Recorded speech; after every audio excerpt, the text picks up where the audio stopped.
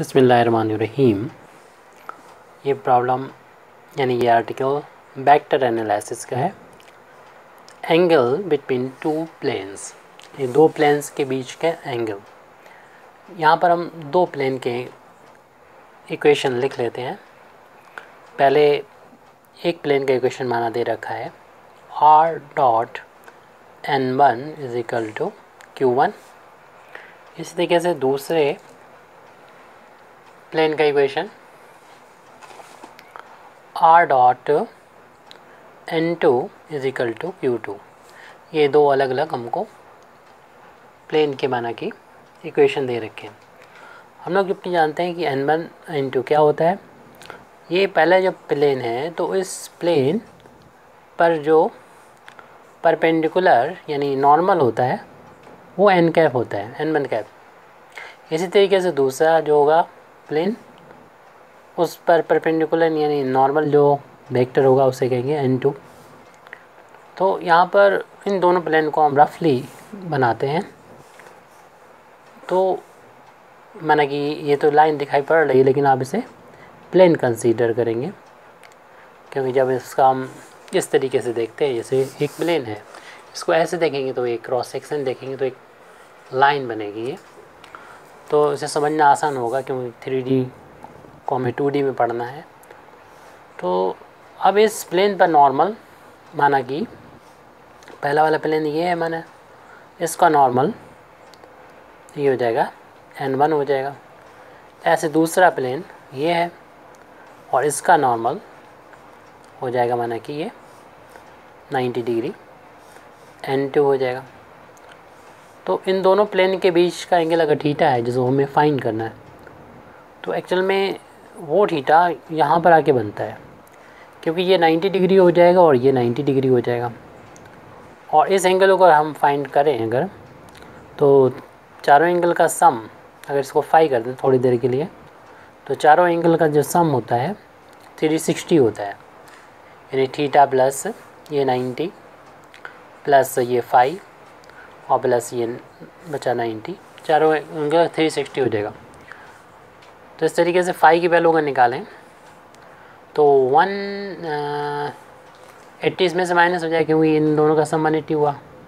360 में से 180 माइनस होगा, 180 बचेगा और माइनस का ये थीटा भी हो जाएगा। और चूँकि इस एंगल की वैल्यू अगर फाइंड करें हम, जो एक्चुअल में दोनों वेक्टर्स के बीच का एंगल है, तो निकल जाएगा इससे माइनस करने पर, यानी 180 में से अगर ये 5 माइनस करेंगे तो ये थीटा बचेगा। यानी इस एंगल को अगर हम कुछ नाम दे दें साई, तो 5 प्लस साई चूँकि 180 के बराबर है इनका सम लीनियर पेयर से, और साई की वैल्यू 5 की वैल्यू जो है 180 माइनस थीटा है, तो साई की वैल्यू निकाल सकते हैं। यहाँ पर ये कैंसिल हो जाएगा, तो साई की वैल्यू कोई और नहीं थीटा है। मीन्स हम अगर दोनों वेक्टर के बीच का एंगल निकालना हो तो उनके नॉर्मल के बीच का एंगल फाइंड कर सकते हैं।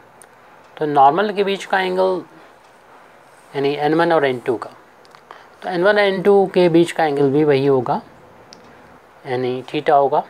तो हम यहाँ पर n1 डॉट n2 अगर फाइंड करें तो हम लोग जानते हैं कि ये होता है n1 वेक्टर का मॉडुलस और n2 वेक्टर का मॉडुलस, और इन दोनों के बीच का एंगल जो कि थीटा ऊपर देख लिया था, थीटा होगा कॉस थीटा। तो यहाँ से डायरेक्ट हम शुरुआत करेंगे, ये तो अपने समझने के लिए था। तो n1 डॉट n2 की वैल्यू ये हो जाएगी, और ये हम यहाँ पर इससे पहले मान चुके होंगे कि दोनों प्लेन के बीच का एंगल थीटा है, तो वही थीटा यहाँ आ जाएगा। इससे हम थीटा से कॉस थीटा की वैल्यू फाइंड कर सकते हैं। इसको डिवाइड करके लिख देंगे, cos theta is equal to n1 vector dot n2 vector upon में n1 वेक्टर का मॉडुलस और n2 वेक्टर का मॉडुलस। अगर थीटा की वैल्यू फाइंड करना चाह रहे हैं तो कॉस को उधर लेफ़्ट से राइट में हो जाएंगे, तो इन्वर्स में कन्वर्ट हो जाएगा। तो n1 डॉट n2 अपान n1 वेक्टर और n2 वेक्टर। तो ये दो वेक्टर के बीच का एंगल यहाँ पर थीटा है। यानी उसके लिए हमें यहाँ पर बस प्लेन के बेसिस में देख लेना है कि यहाँ पर और यहाँ पर आर के साथ में डॉट प्रोडक्ट में क्या है, नॉर्मल वेक्टर, उनका डॉट प्रोडक्ट लेना है और उन्हीं वेक्टर को अलग अलग मॉडुलस निकालना है, जिसको डिवाइड कर देंगे इस तरीके से। उसका कॉस में देख लेंगे कि कॉस इनवर्स की वैल्यू उसकी कितनी आती है, वही हमारा एंगल आ जाएगा। यानी पहले कॉस थीटा की वैल्यू निकाल लेंगे, उससे थीटा की वैल्यू अल्टीमेटली हम लोग फाइंड कर लेंगे। Thank you very much indeed for listening me. बाखरुद्दावाना अल्हम्दुलिल्लाहि रब्बिल आलमीन।